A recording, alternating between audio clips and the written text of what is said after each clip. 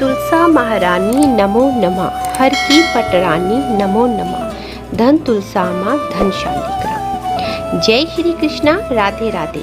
कार्तिक का प्रिय मास आरंभ हो चुका है। संपूर्ण कार्तिक मास तुलसी पूजा को ही समर्पित है। कार्तिक मास के शुक्ल पक्ष की एकादशी, जिसे देव उठनी एकादशी कहते हैं, पर भगवान विष्णु के शालिग्राम रूप और माता तुलसी का विवाह किया जाता है। परंतु क्या आप जानते हैं कि कौन है ये शालिग्राम, या क्यों हुआ था तुलसी का शालिग्राम जैसे विवाह, और फिर क्यों सदियों से आज भी यही परंपरा चली आ रही है? तो आइए जानते हैं इसकी एक कथा को। तुलसी माता पूर्व जन्म में एक लड़की थी जिसका नाम वृंदा था, जिसका जन्म राक्षस कुल में हुआ था।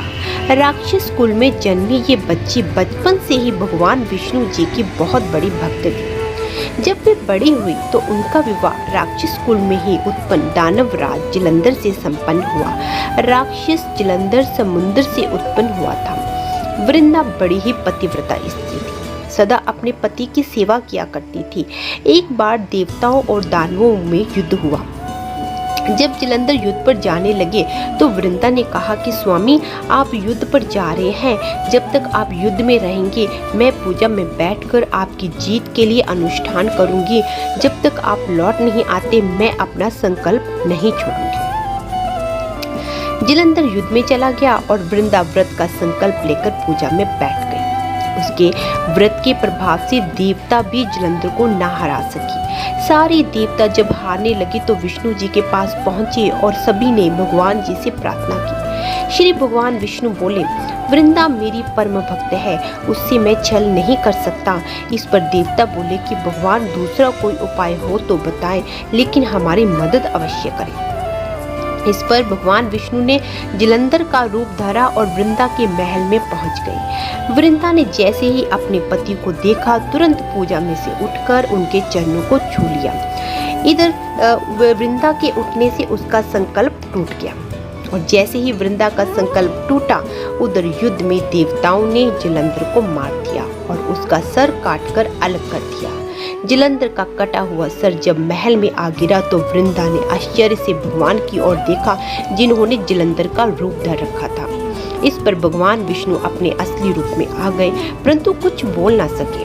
वृंदा ने कुपित होकर भगवान को श्राप दे दिया कि वे पत्थर के हो जाएं। इसके चलते भगवान तुरंत पत्थर के हो गए। सभी देवताओं में हाहाकार मच गया। देवताओं की प्रार्थना के बाद वृंदा ने अपना श्राप वापस ले लिया। इसके बाद अपने पति का सर लेकर सती हो गई। उनकी राख से एक पौधा निकला। तब भगवान विष्णु जी ने उस पौधे का नाम तुलसी रखा और कहा कि मैं इस पत्थर रूप में भी रहूंगा, जिसे शालिग्राम के नाम से तुलसी जी के साथ ही पूजा जाएगा।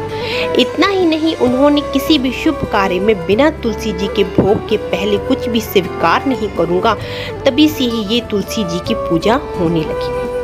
इसलिए भगवान विष्णु जी के हर एक भोग में तुलसी दल अवश्य होना चाहिए। कार्तिक मास में तुलसी जी का विवाह शालिग्राम जी के साथ किया जाता है। साथ ही देवउठनी एकादशी का दिन तुलसी विवाह के रूप में मनाया जाता है। कार्तिक के प्रिय मास में तुलसी माता की ये पावन कथा अवश्य सुननी चाहिए। ये बहुत ही पुण्यदायक होती है। इस वीडियो को आप ज़्यादा से ज़्यादा शेयर करना, ताकि ज़्यादा से ज़्यादा लोग इस कथा का लाभ ले सकें। साथ ही आप हमारे चैनल को अवश्य सब्सक्राइब करें, ताकि हमारी आने वाली हर वीडियो का नोटिफिकेशन आपको सबसे पहले मिले। राधे राधे।